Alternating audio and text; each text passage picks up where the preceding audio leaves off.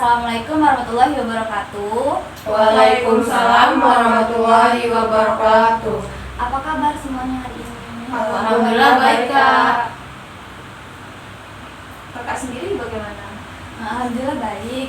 Baiklah teman semua, sebelumnya kakak mengucapkan terima kasih atas kehadiran kalian yang telah meluangkan waktu untuk menghadiri pelaksanaan bimbingan kelompok kita pada hari ini.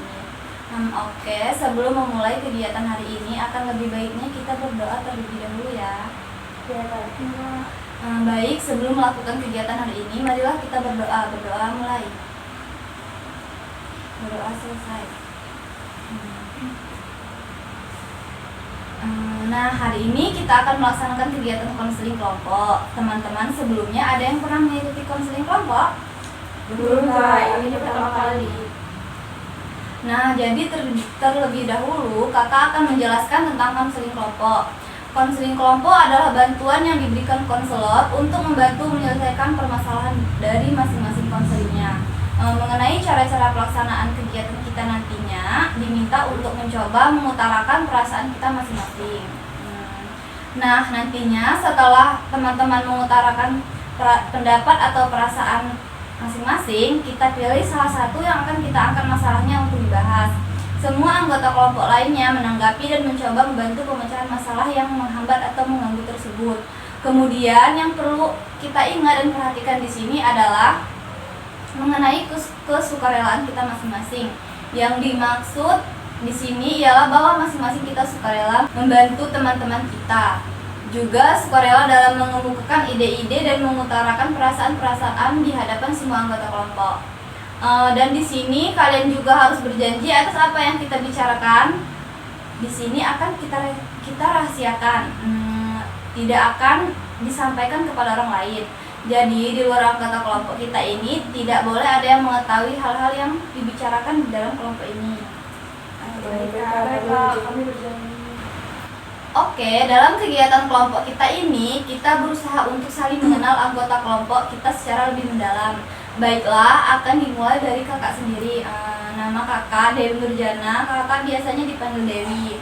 Kakak adalah mahasiswa jurusan BKPI di UIN Raden Intan Lampung semester 4. Alamat kakak di Jalan Kemuning. Mungkin ini aja dari kalian. Ada apa yang ada yang ingin ditanyakan? Kalau boleh tahu hobinya kakak apa? Hobi kakak itu memasak dan nonton drakor. Nah, sekarang gantian ya kalian yang memperkenalkan diri. Siapa dulu nih yang mau memperkenalkan diri? Atau dimulai dari sebelah kanan kakak aja nih, yuk silakan. Oke Kak, perkenalkan nama saya Ahmad Fatia. Asal saya dari Bandar Lampung. Hobi saya membaca novel. Oke deh, jadi perkenalan dari teman kita. Silakan selanjutnya. Saya kayak perkenalkan, nama saya Nadira Tapiani, alamat rumah di Sukarame, umur 19 tahun, hobi saya nonton drakor. Baik, selanjutnya. Perkenalkan, nama saya Monika Fadila, umur saya 19 tahun, hobi saya dengerin musik sambil nonton drakor. Oke, selanjutnya. Perkenalkan, nama saya Rara.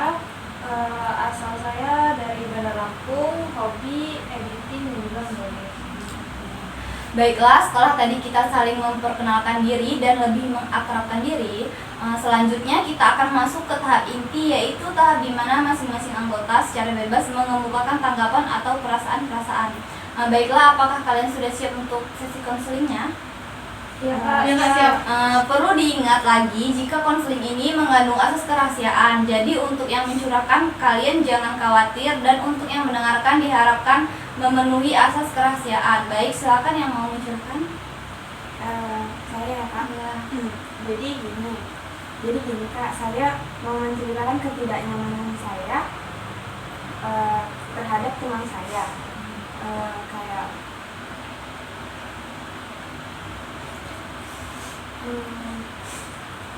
halo, Kamu nanya.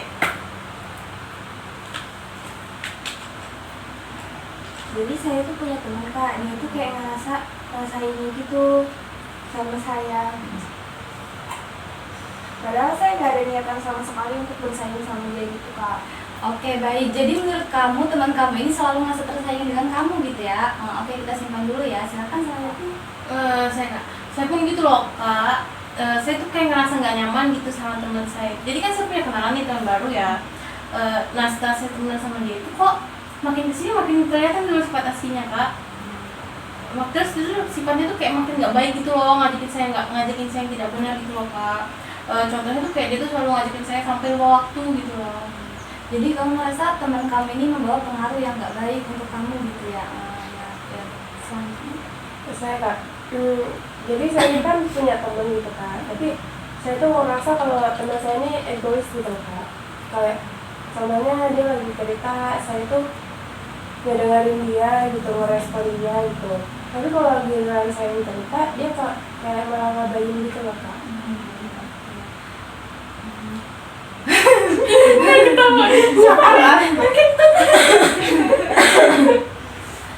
Oke, baik. Berarti kamu menganggap kalau teman kamu ini egois gitu ya? Oke, kita simpan dulu. Selanjutnya. Saya sih kak, kalau saya punya teman kalau di depan itu baik banget, nah pas di belakang suka ngomong-ngomongin saya gitu kak, kayak munafik gitu nggak sih? Baik, kan permasalahan kalian hampir sama ya, yaitu ketidaknyamanan terhadap teman. Jadi hari ini kita akan pilih salah satu aja. Kira-kira permasalahan siapa nih yang mau diangkat terlebih dahulu, atau gimana? Atau gimana kalau kita angkat masalahnya si Nadia aja terlebih dahulu? Gimana, setuju? Setuju kak. Bisa diceritakan lebih detail mengenai masalah yang kamu alami dengan teman baru kamu dan apa yang membuat kamu tidak nyaman? Jadi gini ya kak, kan saya di rumah biasanya bantu-bantu ibu, terus saya belajar gitu lah kak. Nah dia malah ngajakin saya main gitu kak sampai lupa waktu gitu.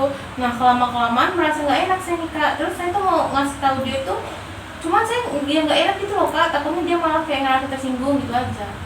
Oke, kalau misalkan kamu merasa tidak nyaman sama teman yang ini, ketidaknyamanan apa saja sih yang kamu rasakan dan perilaku apa saja yang dilakukan sehingga kamu tidak merasa nyaman dengan dia? Jadi gini nih kak, kan kebiasaan saya di rumah biasanya belajar kak. Nah dia ini sering datang gitu ke rumah saya, ngajakin saya main sampai larut malam kak. Jadi saya rasa kok saya ini bukan anak yang baik ya kak. Dan orang tua saya juga merasa kayak cemas karena saya tidak pulang tepat waktu gitu. Berarti orang tua kamu sudah tahu ya. Dan apa sih tanggapan mereka karena kamu sering pulang malam, dan pulang malamnya itu karena bermain dengan dia? Kalau tanggapan orang tua saya sih lebih baik jam mainnya dikurangin gitu aja sih kak. Kalau misalkan ada teman rumah dikasih waktu luang dulu untuk belajar, dan kalau misalkan ada waktu libur dan nggak ada tugas, nah itu baru boleh diajak main gitu. Tapi masalahnya itu hari ini barusan datang ngajak main saya mau sarankan dia saya mau ngomong ke dia terus jangan dulu ngajak saya main, tapi saya ngerasa nggak enak gitu bilang ke dia. Saya tuh kayak selalu ngerasa nggak enak gitu buat nolak dia gitu. Iya, kakak paham apa yang kamu rasakan. Mungkin kadang-kadang sulit bagi kita untuk menolak ajakan dari orang lain. Namun, apakah sebelumnya kamu sudah pernah berusaha untuk menjelaskan bahwa kamu itu tidak selalu setiap saat ingin bermain dan kamu itu pengen belajar dulu gitu?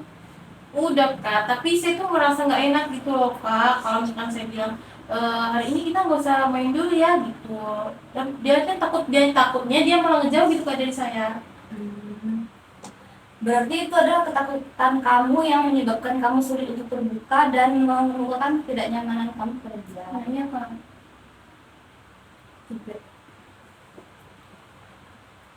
Baiklah teman-teman, di sini ada yang mau menanggapi permasalahannya si Nadia? Saya izin memberikan tanggapan saya.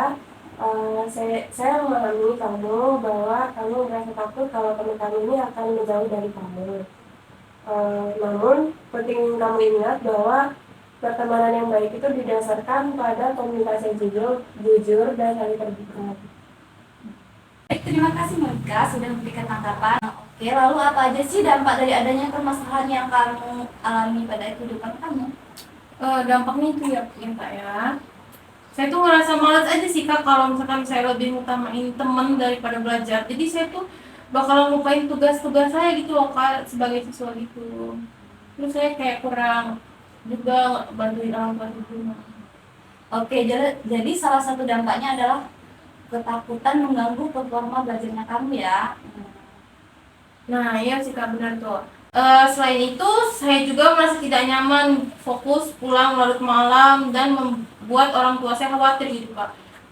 Saya ingin bisa menyelesaikan masalah ini tuh dengan baik gitu Kak, sehingga saya bisa lebih fokus pada belajar dan merasa nyaman dalam bersosialisasi dengan teman-teman saya gitu.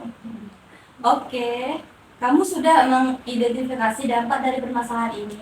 Bagaimana menurut kamu cara terbaik untuk mengatasi permasalahan ini? Saya tidak tahu pasti sih Kak. Saya ngerasa sulit untuk bicara gitu ke teman saya. Mungkin saya harus lebih terbuka aja sih, terbuka dan jujur sama dia gitu.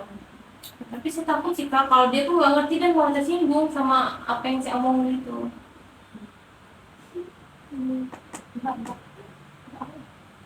Izin memberikan tanggapan ya kak.